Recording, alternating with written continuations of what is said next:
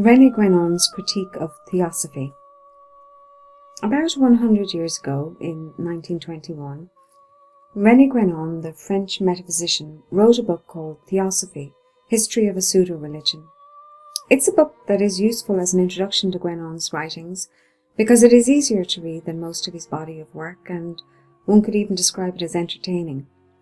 The book is a detailed and scathing critique of the Theosophical Society, its founders and subsequent leaders, and was written as a reflection on the early decades of the movement. One may wonder as to the relevance of a century-old book written about what may appear to be an historical society that has little relevance to the modern world. But though the Theosophical Society may seem like a relic of the spiritist fervour of the late 19th and early 20th century of Europe and America, it was in fact the very foundation of a global neo-spiritual sentiment that still grips our world. Guénon most likely could never have guessed just how influential Theosophy would remain, nor how its tendrils would insinuate themselves into globalist politics, but he was extremely cognizant of the distortions the society was fostering with regard to traditional metaphysics. These distortions have continued to exist and flourish to the present era.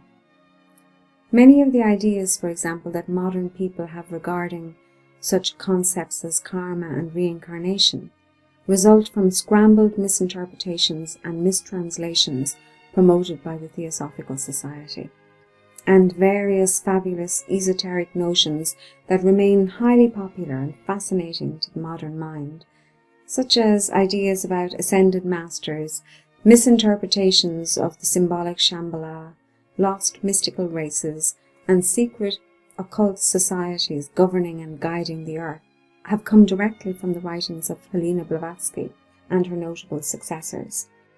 The Theosophical Society was widely influential with regards to modernist painting, science fiction, and the 1960s counterculture.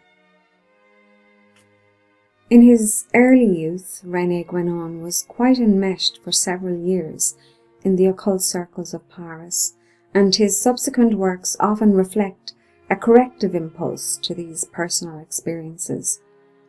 Throughout his life, Guénon wanted to expose and amend the badly misrepresented notions of a primordial tradition that he met with constantly among the teachers of his day, and the Theosophical Society, with its incestuous links to other movements existing in his time, not to mention their shared forms of mystic socialism, was a particular focus of his contempt. Guénon also noted the Society's ambitions for political power, cloaked though these may have been, and he suggested on several occasions that Theosophy, like other movements with esoteric aspirations, may have been the unwitting instrument of powerful forces, unknown even to the luminaries of the Society, but more of that later. The Theosophical Society was founded in 1875 by the Russian occultist Helena Blavatsky to impart, among other things, supposedly, the secret laws of nature that had been familiar to the Egyptians and the Chaldeans. Blavatsky had started life as an apparently very psychic and very bad-tempered child, who had read her way through the enormous library in her wealthy childhood home. She was impetuous, strong-willed, married young, and lived a peripatetic life. She was renowned for her capacious appetites for food, for tobacco, for followers, for enemies. For many years she was heavily involved in both Spiritism and revolutionary circles, to the extent that she fought alongside the Italian general and nationalist Giuseppe Garibaldi, and was injured at the Battle of Mentana in 1867. Both the Spiritist and the revolutionist energies of her early years inspired the Theosophical Society from the outset. Madame Blavatsky was well known for her manifestation of phenomena and other psychic occurrences, which led many times to her being labelled a fraud and a charlatan. During her very adventurous life, she was often forced to move location to escape various scandals and the results of unscrupulous methods employed by herself and her cohort. Blavatsky was also known to employ flattery, which she wielded to great effect on the weak minds of her followers. Guénon's connection to Theosophy stretches back to his first mentor in the esoteric world, Gérard Ancaus, known as Papoose, who was a famous French occultist physician and the founder of the Martinist order.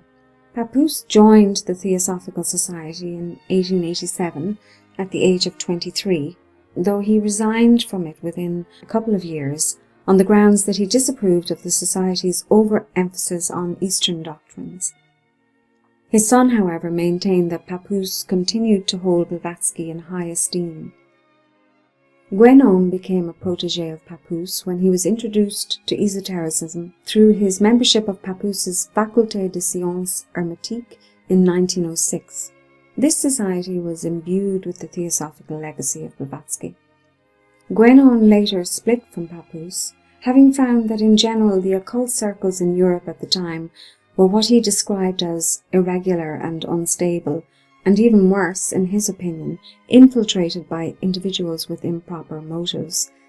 Nonetheless, it is because of this association with Papoose that Guénon developed his lifelong interest in and study of metaphysics and the Eastern doctrines, and thus his desire to correct the generally prevailing misapprehensions.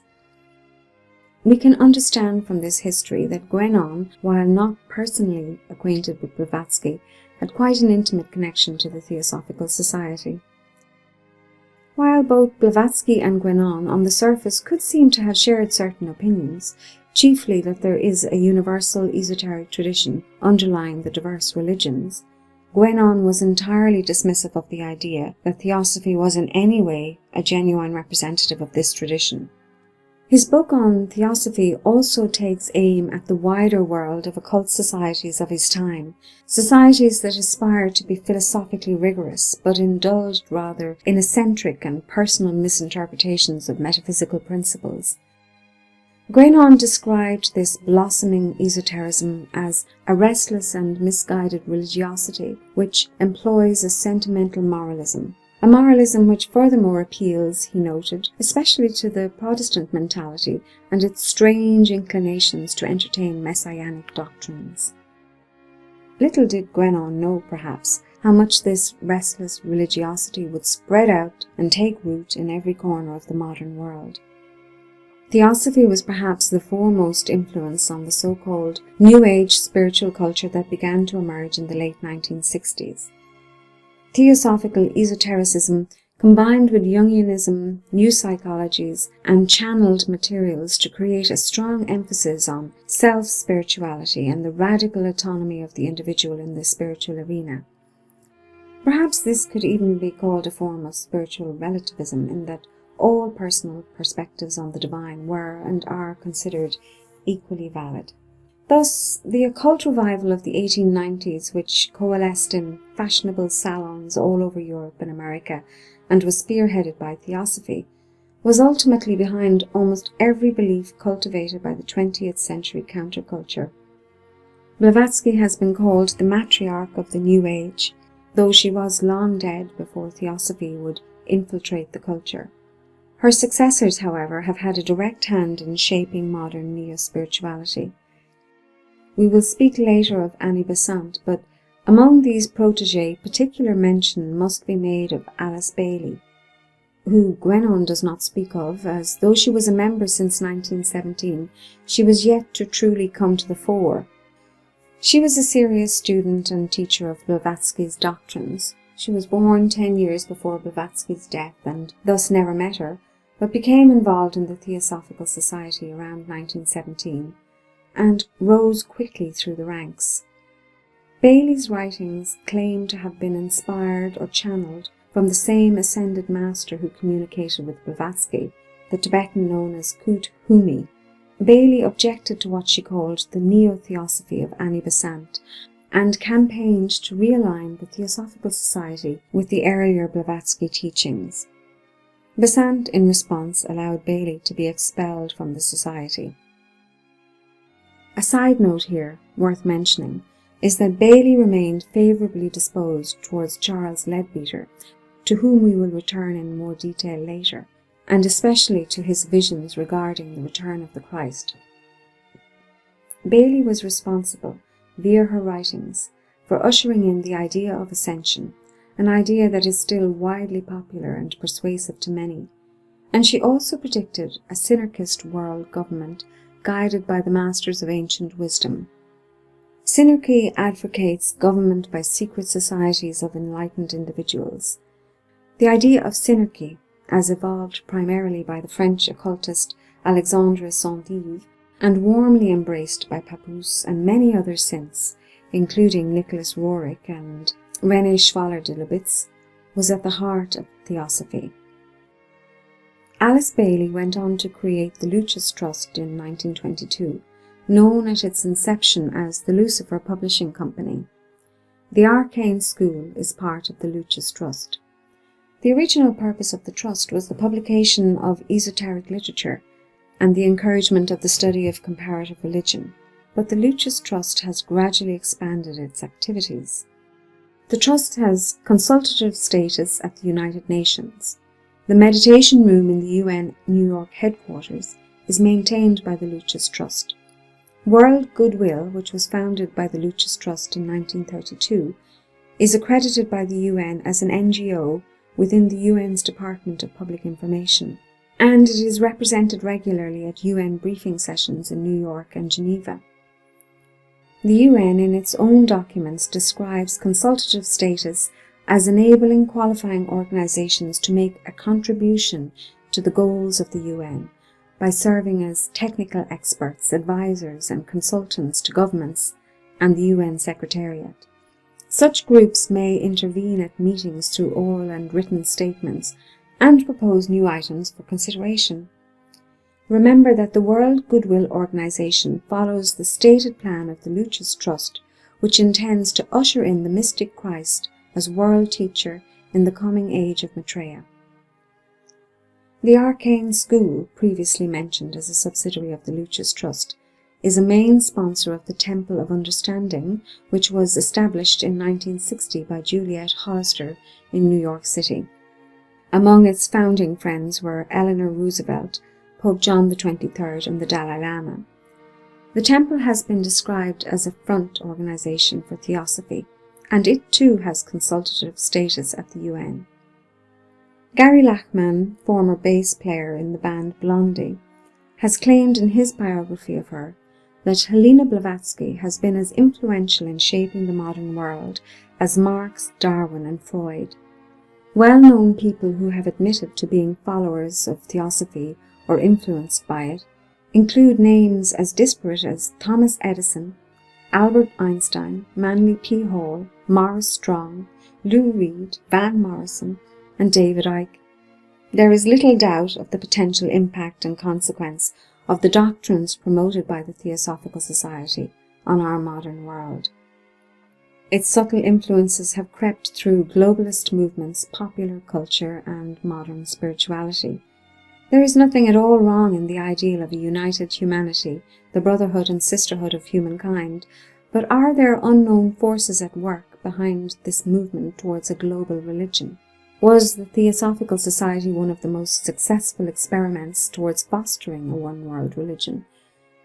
It is perhaps worth keeping these speculations in mind as we now turn to consider in more detail the book written so long ago by René Guénon, who was close to the earliest shoots of this movement, and who comprehensively denounced the doctrines and ideas disseminated by Blavatsky's Theosophy. At the outset, Guénon notes that Theosophy existed long before Blavatsky, among mystics such as Swedenborg and Jacob Boehme, for example, though Guénon says her theories have almost nothing to do with such theosophers. In contrast to them, Blavatsky nurtured a strong anti-Christian sentiment, stating that her goal included sweeping Christianity from the surface of the earth. Guénon describes the doctrines of neo-Christianity that evolved in later days in the Theosophical Society as merely a mask. He also flatly refutes the Theosophical Society's rather grandiose claims to a lineage stretching all the way back to Neoplatonism. Instead, he said, Blavatsky's doctrines were wholly modern and furthermore were filled with contradictions, which we will look at later, and these contradictions persisted in spite of successor theosophists attempting to reinterpret her ideas to coax them into some form of coherency. Blavatsky claimed to have travelled to India and Tibet in 1851, a claim Guénon says is a pure invention. Accounts of that supposed journey were always contradictory, and Guénon suggests instead that she did not in fact travel to India until 1878. This tendency to fabricate followed her throughout her remarkable life. During the 1870s, Blavatsky was living in Cairo, working as a spiritist and medium, and while there she formed a spiritualist society which failed quite quickly because she was accused of fraud. She fled to the United States. When Blavatsky first arrived in the United States, she claimed she was being guided by a spirit for the purpose of demonstrating the deception of the spiritualist theory. There, in the US, she formed the Theosophical Society in 1875 with the help of the American military officer, journalist, and lawyer Henry Olcott. Both Blavatsky and Olcott were associated with the Hermetic Brotherhood of Luxor, established by Max Theon in 1870. This order taught practical occultism in the Western mystery tradition. The Hermetic Brotherhood was organized into inner and outer circles, and this may have influenced Blavatsky with respect to the organization of the Theosophical Society. Both Olcott and she were eventually expelled from the Hermetic Brotherhood. Guénon notes that around this time Blavatsky was also briefly in contact with General Albert Pike. It seems, however, that Pike did not have too much time for Madame, and the relationship did not evolve. The Theosophical Society was founded with the declared intention to learn the truth wherever it may come from. Guénon remarks that this is the language of one who seeks rather than one who knows, further casting doubt on Blavatsky's claims to Tibetan initiations and revelations in places like Egypt. Initially, the Theosophical Society had an important alliance with Swami Dayananda Saraswati, who was the founder of the Arya Samaj, an Indian Hindu reform movement that promotes values and practices based on the belief in the infallible authority of the Vedas. As a result of this alliance, Blavatsky made the claim that she had been appointed Arch-Auditor of the oldest of all Masonic lodges in the world, even though the Arya Samaj was not Masonic, nor was it old, having been established in 1875. By 1882, Swami Dayananda severed all connection with the Theosophical Society and declared that Madame Blavatsky was a trickster who knew nothing of the occult science of the ancient yogis. Guénon notes that this is an instance where Blavatsky attempted to use other organizations as tools for the Theosophical Society, though he hints that in their turn, the Theosophical Society and Blavatsky were instruments in the hands of occult individuals. Guénon never states directly who these shadowy people might be, though it is a suggestion that he repeats several times, and we may occasionally guess at the identity because of his later close attentions to theosophical connections with irregular Masonry and Rosicrucianism. The Order of the Golden Dawn, though established a decade later than the Theosophical Society, is mentioned as echoing theosophical doctrines. Guénon suggests considerable unsuspected influence from Henry Bergson's neo-spiritualism in later decades, especially in the sense of the amplification of theosophical doctrines in Bergson's own work. In this regard, we will note in passing that Bergson's sister Moyna, who married MacGregor Mathers, the founder of the Order of the Golden Dawn, was a scryer who also claimed to have contact with secret chiefs of the order on the inner planes. The occult circles were very incestuous in those heady days. Blavatsky had always been known for her production of phenomena or psychic events, and when she established the headquarters of the Theosophical Society in Adyar near Madras in India, the fantastic phenomena of her earlier years multiplied. There were all sorts of bangings, knockings, and astral bells, and most importantly, the precipitation of letters said to have arrived from the astral domains, their authorship attributed to Tibetan Mahatmas, the foremost of which was Kut Humi. We have heard of Cuthumi before in this presentation, in relation to his later patronage of Alice Bailey. The Mahatmas are very important to consider regarding the Theosophical Society. It is around the Mahatmas that theosophical doctrine stands or falls. The Mahatmas are regarded by Theosophists as the highest-ranking members of the Great White Lodge, that is to say, the occult hierarchy that secretly governs the world. Again, we note in passing that Bailey's synergist ideas came directly from Blavatsky. The most famous of the Mahatmas are Cuthumi, Maurya and Dwal Khul. Though they seem to be so essential to the theosophical doctrines, Blavatsky herself many times denied their existence when she was in an erratic mood, and occasionally she did so in writing. In 1886, for example, in a letter to her friend, the Russian historical novelist Soloviev, she wrote, "I shall publish in the Times that Maurya and Cuthumi are solely the product of my imagination." Guénon believed that the Mahatmas were invented to disguise other influences that were really at work behind Blavatsky. The Mahatmas also gave rise to one of the earliest and most serious scandals that afflicted the Theosophical Society. Some of the letters, precipitated as phenomena, proved to be exact copies of other people's work, as, for example, when a lecture given by a certain Professor Henry Kittle in 1880 in the US was reproduced as a precipitated letter, almost in its entirety, and then published in the Spiritist Review, Banner of Light. When Kittle went public, there were a great many high-profile resignations from the Theosophical Society.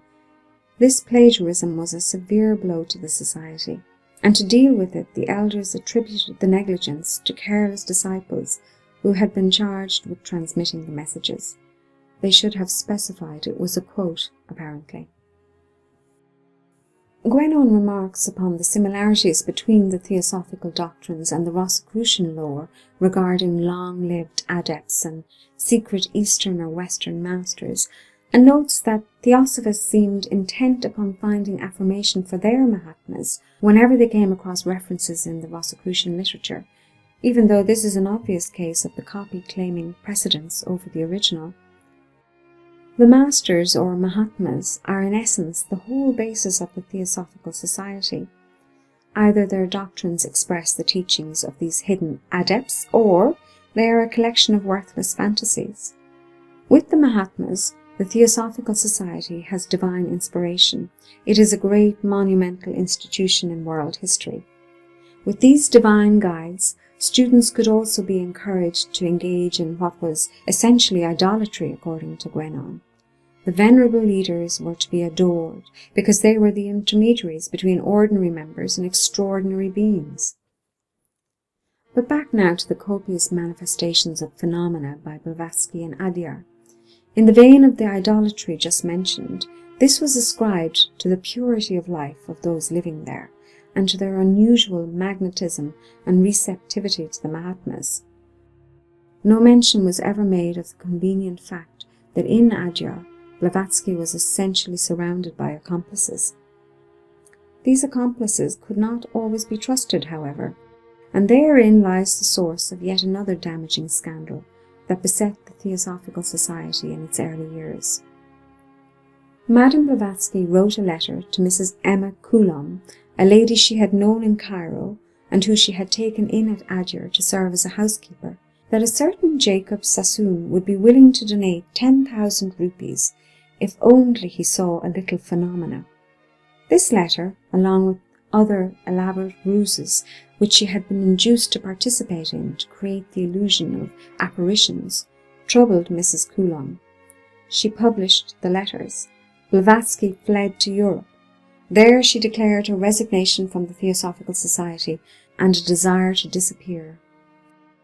She swiftly changed her mind, however, and headed back to Adyar, India. It was there that she met Dr. Richard Hodgson of the Society of Psychical Research of London, who had already been 1 month in residence at Adyar, and was charged with the task of inquiring into Blavatsky's phenomena. Hodgson remained for 6 months. He concluded that Madame Blavatsky had won her place in history as one of its most accomplished, ingenious, and interesting impostors. This finding resulted in another wave of resignations from the Theosophical Society in London and abroad, and caused the almost total ruin of the Paris branch. Blavatsky blamed the crisis on the incessant demands of her followers for phenomena. She was bearing the brunt, she claimed, of the Theosophical Society's karma. Though she declared the Coulomb letters to be simply lies, nonetheless, the role of phenomena dwindled thereafter within the society. Blavatsky was further unmasked in the mid-1880s when her previously mentioned friend, the Russian novelist and philosopher Soloviev, not only found a stash of the Chinese paper and envelopes which normally conveyed the miraculously precipitated communications from the Mahatmas, but also picked up a small silver object which Madame dropped while the astral bells were manifesting. Blavatsky snatched it back and responded by trying to take him into her confidence. She told him that she had not met more than 2 or 3 men who knew how to observe and see and remark what was going on around them. People are entirely devoid of the capacity for observation and the power of remembering accurately. She further confided, "What is one to do? In order to rule men, one must deceive them. The vast majority of people are inconceivably silly. If you only knew how many lions and eagles have turned into asses at my whistle." In spite of the flattery of being drawn into her confidence, Soloviev unveiled her, and there were further resignations. Now, in spite of all these frauds and fakeries, Guénon acknowledges that Blavatsky possessed a certain intellectual capacity, one that he said is entirely absent in her successors, who have yielded to mere sentimentality and banality. She had a strange power of fascination and suggestion, a magnetism. Even those who knew she was a fake found her captivating. With the force of her personality and charisma, she managed to keep her students on tight leashes, enforcing rules on fasting, abstinence of all kinds, vegetarian diets, and so on, while in front of them she openly ate what she wanted with gusto and smoked from morning to night. So, if Blavatsky's inspirations did not come from the Mahatmas, from where did they come?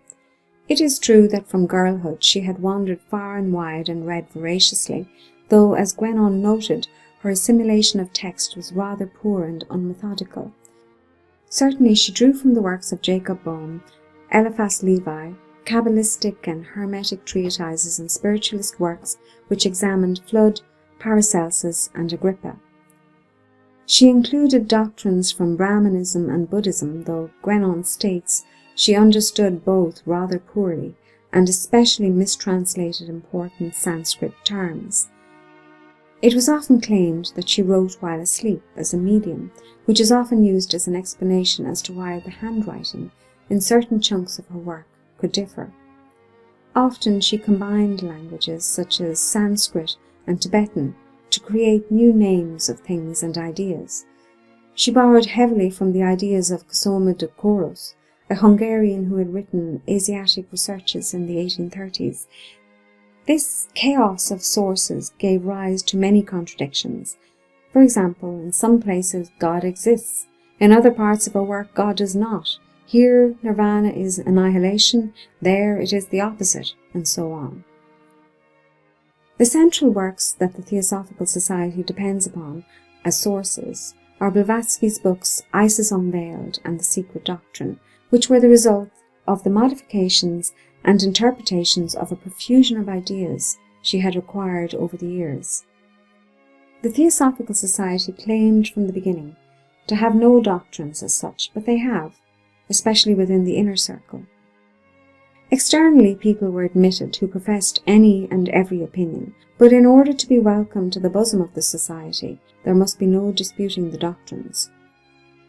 These doctrines, which represent supposedly the essence of all religions, are made up of ideas gathered with no great discernment, giving the artificial appearance of unity. They are presented as esoteric Buddhism, though they have little relationship to true Buddhism. Guénon himself was not particularly a fan of Buddhism, and alleged that because it is a Hindu heresy, this made it more amenable to manipulation by the Western mind. So we have Alfred Sinnett, lifelong associate of the Theosophical Society and correspondent with the Mahatmas, making the declaration that the great Hindu philosopher Shankaracharya was an incarnation of the Buddha. Henry Alcott made the ludicrous claim to have united the Buddhist churches of North and South Japan, and Blavatsky herself declared, "In Ceylon we have called back to life and have begun to purify Buddhism." Charles Leadbeater, whom we will meet again, and often under the veil of scandal, claimed to have been the reincarnation of King Ashoka, no less, the great protector of Buddhism in India. These are among the most notable people who gave rise to the very roots of New Age ideas.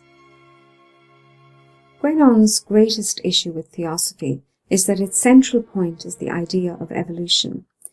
Here we will divert briefly to a few words from Guénon himself, writing in Studies in Hinduism about the evolutionist mentality, because this idea is so fundamental to his critique of Theosophy and the restless religiosity he condemned, which led in its turn to modern neo-spirituality.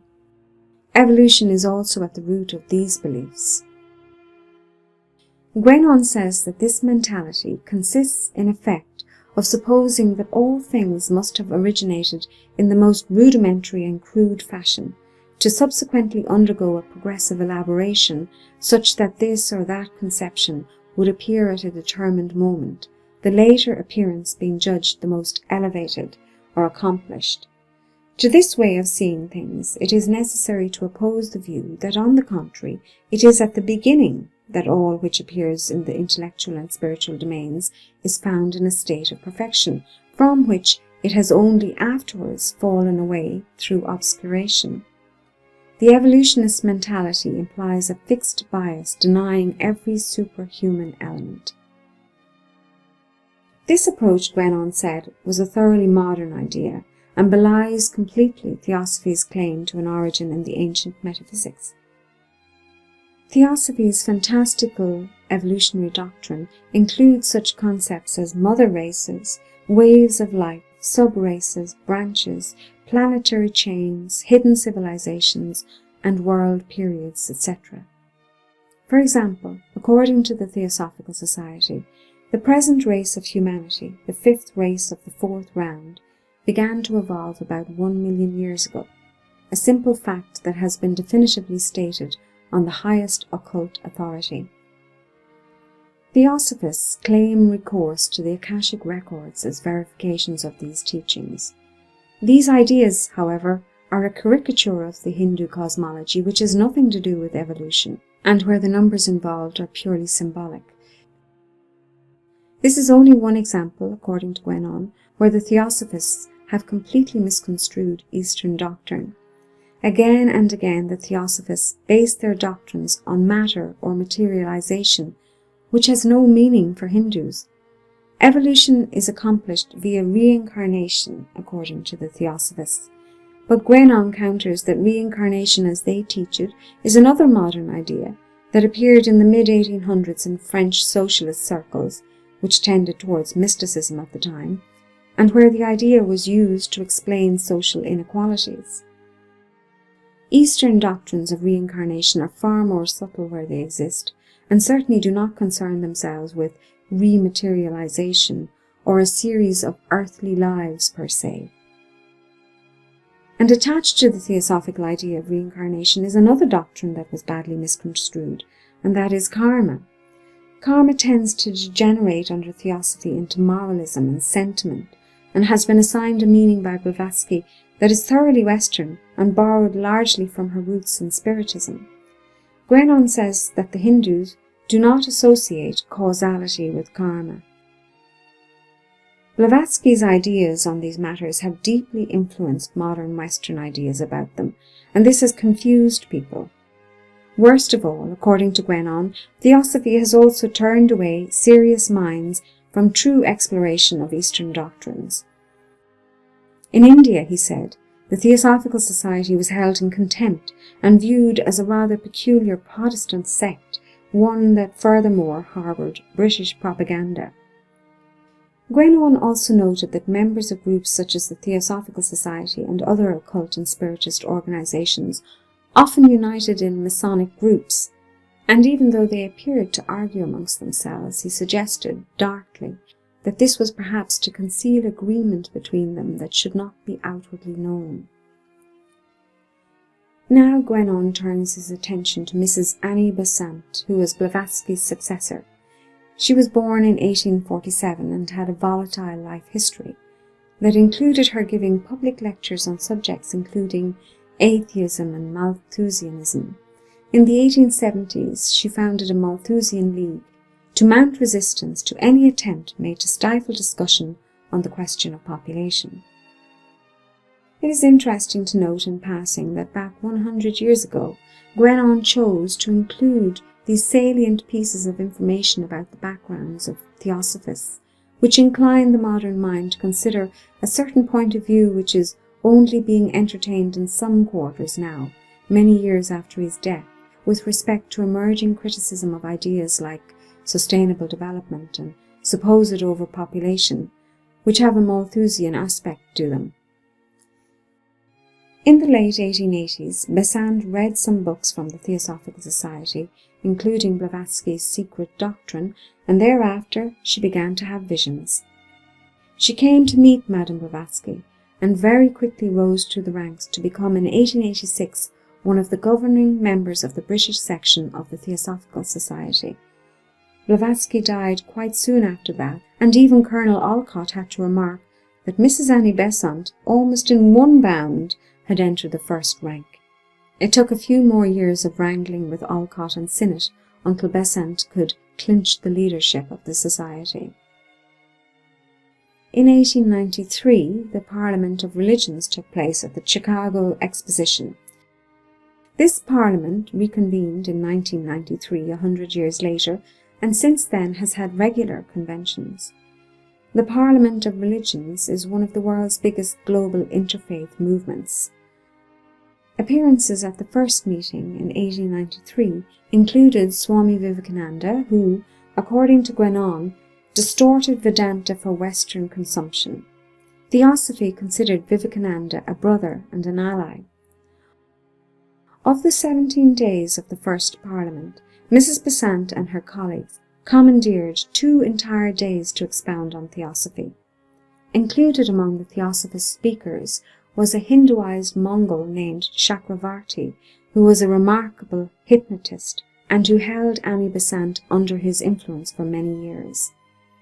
Later Theosophists accused her of having been in league with black magicians, and they referred especially to Chakravarti on this account. The Parliament, meanwhile, was a great success and caused Theosophists to hope for a sympathetic union of the great common principles, ably ensuring the safety of humanity and preparing unity and future peace on earth. This was long before Theosophists got anywhere near the United Nations, but may denote the roots of such ambitions. Under Annie Besant's leadership, the Theosophical Society embraced a new direction, which has been referred to as esoteric Christianity. Blavatsky herself had been vehemently anti-Judaism, anti-Christian, and especially anti-Catholic, so this new direction at first appears incompatible with Theosophy, but perhaps it also reveals deeper threads related, Guénon suggested, to Rosicrucianism. Even though Blavatsky had declared herself an enemy of Christianity, she tolerated a certain interpretation in the society, particularly one espoused by the wealthy Duchess of Parma. This Duchess had evolved her own idea of Christianity based on reading Swedenborg and Jacob Boehme, and which she claimed had been handed down by Indian savants and the Greek and Alexandrian philosophers. It was she who introduced a certain messianic idea into the Theosophical Society, and by the beginning of the 20th century, even Madame Blavatsky herself had come around to the idea of a future Messiah. The Theosophical Society, she said, would set the stage for a new torchbearer of truth, or him who must come. Blavatsky carefully distinguished the historical Christ from the mystical Christ and the mythological Christ, or sun god. It would then fall to Annie Besant and Charles Leadbeater to more fully reveal this messianic phase of the society. According to Annie Besant, there was a historical Christ who had been born in 105 BC. He was raised, she claimed, among Essenes, travelled to Egypt and India, and became an initiate of the Great White Lodge, that esoteric lodge from which the Theosophical Society claimed all great religions received their founders. Thereafter, the Christ used the body of a disciple named Jesus to perform the 3 years of public ministry, before making the ultimate sacrifice. Besant said that the spiritual Christ continued to visit the disciples for 50 years after the death of Jesus. This great master, who had inhabited the body of Jesus, also goes by the name of Lord Maitreya. This same Bodhisattva Maitreya, having been incarnated formerly as Krishna and Christ, is destined to incarnate in our times, and Besant considered it her primary goal to lay the foundations for this momentous arrival. Thus, a disciple had to be cultivated, whose body would be occupied, that is, the one who would be the bearer of the torch. One such small boy was being cultivated in London in the early 1900s, but he was withdrawn by his father from the custody of Leadbeater, and shortly thereafterwards, Leadbeater himself was expelled from the Theosophical Society under some vague threat of scandal.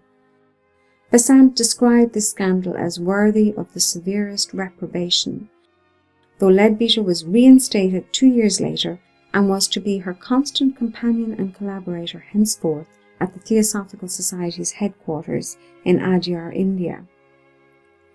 We will mention, though Guénon does not, that there were many people at the time and since who have considered Leadbeater to have been a most dangerous sex pervert and a threat to children.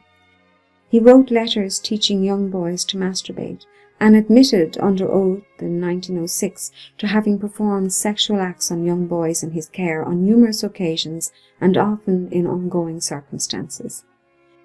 People spoke of having witnessed him perform sexual acts on the young Krishnamurti, who in later life would only say of Leadbeater, "That man is evil."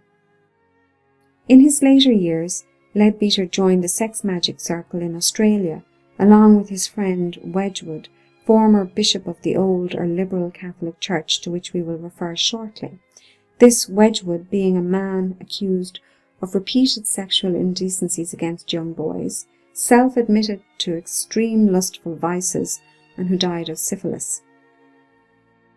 The aforementioned young boy was, however, merely a precursor to the famous Krishnamurti.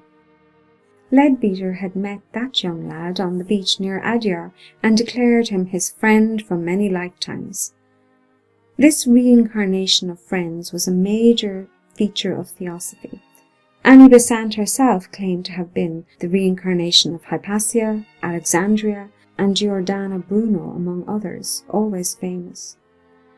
Within 5 months of having met Leadbeater, the young Krishnamurti was initiated into the Great White Lodge, and Besant wrote a book about him, detailing his 30 previous incarnations and calling him Alcyone. Reaction in India was not favourable.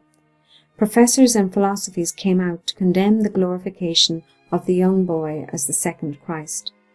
The large circulation daily newspaper The Hindu bluntly accused Leadbeater of sexual immorality.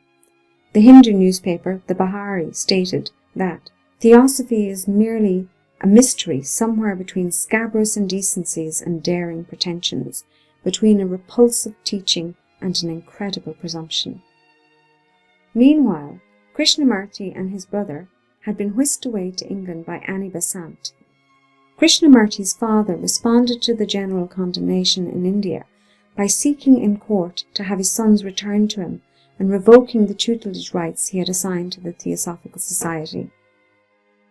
In 1913, the Madras High Court found that Leadbeater was immoral and a highly dangerous companion for children, and held that Krishnamurti and his brother should be returned to their father immediately. Besant appealed this decision to the superior courts in England. Her protégés were studying in Oxford meanwhile, and declared that they did not wish to return home.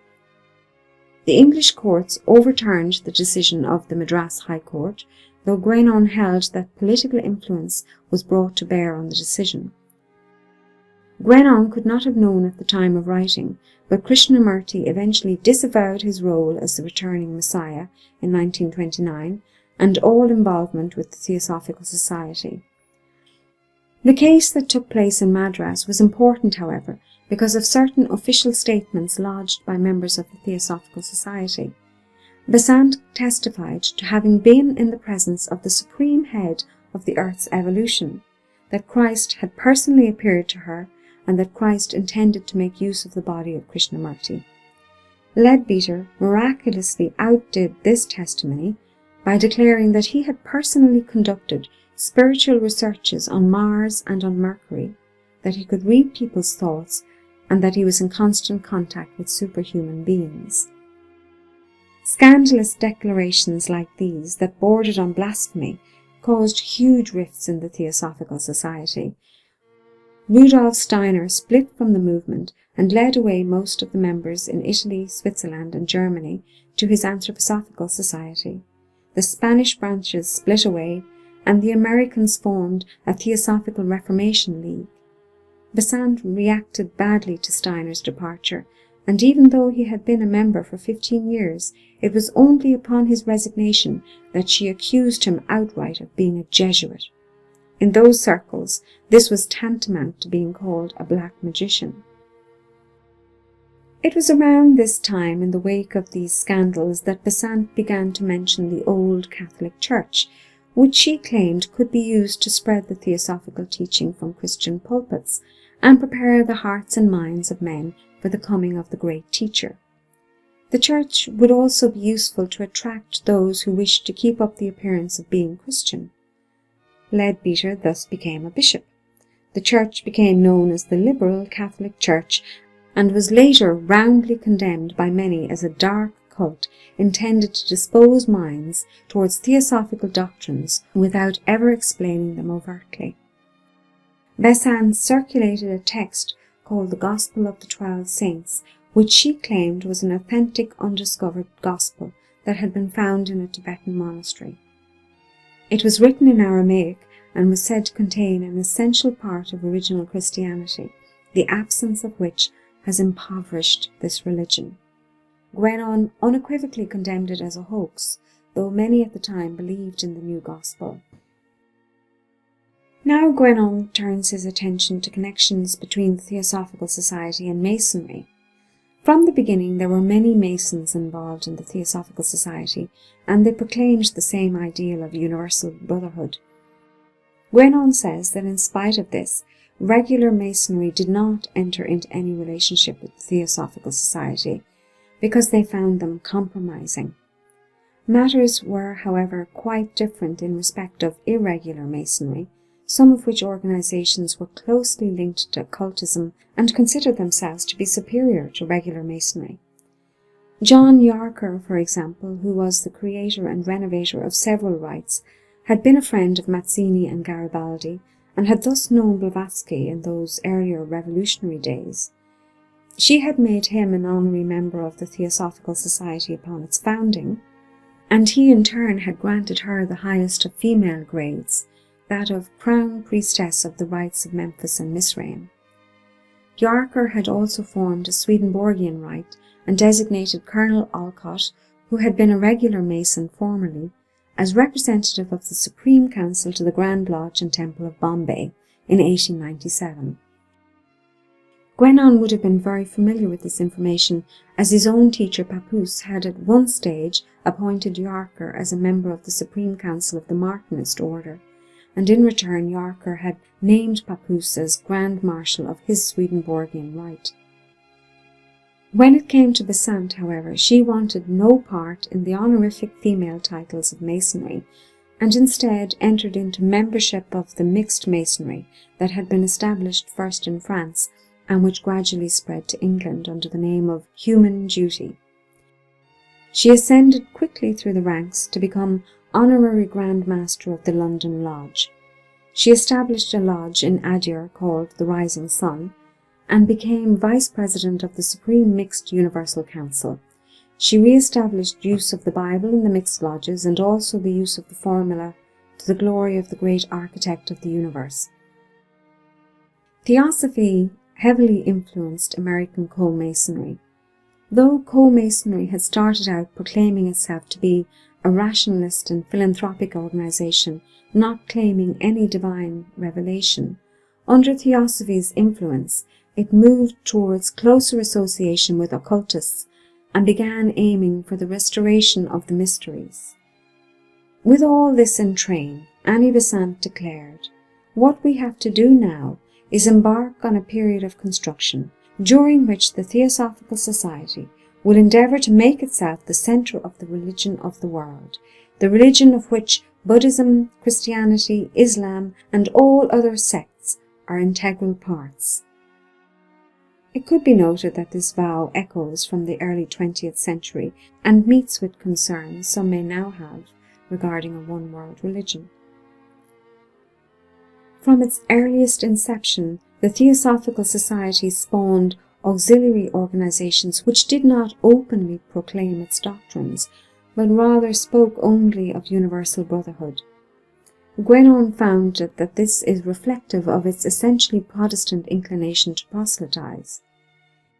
In her day, Blavatsky had nationalist clubs, altruist societies, vegetarian societies, the League for the Organization of Progress, and the Idealist Society, among others. The Theosophical Society also played a role in scouting movements, education movements, movements to reform social evils, the encouragement of temperance, hospital and prison works, translations of wisdom scriptures, fraternal unions of healers, idealists, and protectors of women and young girls. In fact, effort was specifically made to recruit children at young ages. To this end, there was a monthly journal addressed to readers aged 7 to 15 years old. Theosophy operated summer schools on matters as diverse as anti-vivisection, gardening, free thinking, spiritism, and for Esperantists, rhythmicians, and naturists. These outlets were all considered viable for the promotion of theosophical propaganda, as were working-class revolutionary movements. Theosophists also promoted their doctrines in artistic and literary circles, and we may note the influence of Theosophy on modern abstract art. A theosophical group, for example, rented Balzac's former home to establish an artistic cooperative, and utopian communities were also established. During World War I, the Theosophical Society spread its message to the soldiers in the trenches via its magazine called Kurukshetra. As soon as the League of Nations was established in 1918, the Theosophical Society was loud in its praise and admiration. At the time of writing, Guénon noted the likely collapse of the League, though he was not to know of how successfully future generations of Theosophists would infiltrate its successor, the United Nations. Guénon describes all these auxiliary activities of the Theosophical Society as indicative of the essentially moralizing and sentimental nature of what he describes as fundamentally a Protestant sect. The Theosophical Society was also in this regard influenced by Masonry and the feminist movement. The religiosity of Theosophists is, Guénon held, akin to the neo-spiritualism of Protestants. Proselytizing, messianism, and millenarist ideas are unusually popular in Protestant sects, and continue to be so even to modern times. Guénon theorizes that the false messiahs raised up by such sects as Theosophy, while unsuccessful thus far, may be trial runs for a future experiment or experiments that will be renewed until success is achieved. Thus, he claims again, behind such movements there may be something more fearsome, of which their leaders themselves perhaps do not know, and of which they are merely the instruments. Guénon does not come out conclusively to state what such influences might be. he merely leaves the suggestions hanging. But he does specify that Theosophy was always an instrument in the service of British imperialism in India. From the very outset, according to reliable witnesses, Madame Blavatsky was in receipt of an annual subvention from the British government. She regularly claimed that the Mahatmas instructed that British power should be maintained in India because they perceived it to be better than native government. Indian Maharajas with Anglophile sentiments were often members of the Theosophical Society. Hindu commentators regularly described Blavatsky and Besant as English political agents and enemies of the Hindu people, entrusted with the task of controlling the Hindu religious system from within, to restrain young people from any political activism that might threaten the British flag, and to inspire sentiments of fidelity towards the British government. Guénon is clear that occult organizations are often used for political aims. Ultimately, he claims that Theosophical internationalism is really and primarily British imperialism in its most extreme degree, and that one needs to keep in mind always the occultic underbelly to politics. Overall, Guénon felt that the best way to fight Theosophy in his time was to clearly display its history, to simply record the facts. The historical early decades of Theosophy are still relevant. Guénon could not have guessed at the global neo-spiritual movements Blavatsky, Besant, Bailey and their successors and followers would spawn. Theosophists, even to this day, accuse their critics of ignorance, but such could never be claimed in the case of Guénon, who had an intimate and scholarly understanding of the sources from which the Theosophical Society filched their doctrines. He did not want to see them associated with Brahmanism and Buddhism and Christianity. They have, he said, odiously caricaturized the doctrines of which they know nothing. He held this position with respect to Theosophy because above all he believed there are no rights superior to those of truth.